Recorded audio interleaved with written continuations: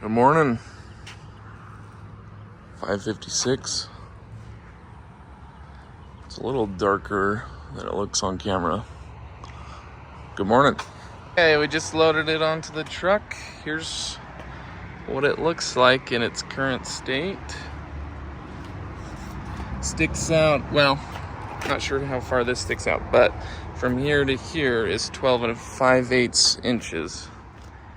And that's how it sits. It comes right to the corner there.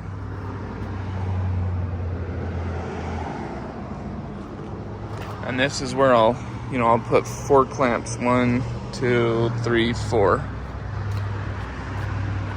All right, here's a progress update. Today is day 1 of building this camper shell topper that extends over the sides of the truck.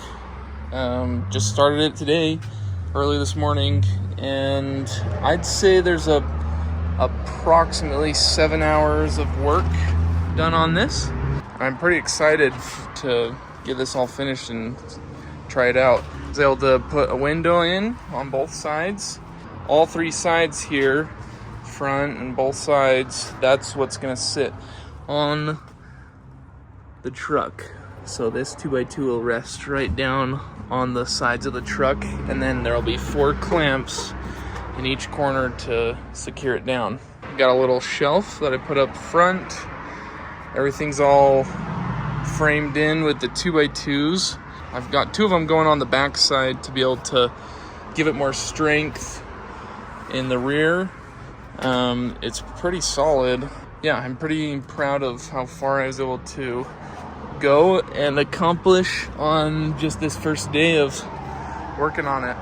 So, and then I've already got these 2 pieces. This piece will be the slope piece here.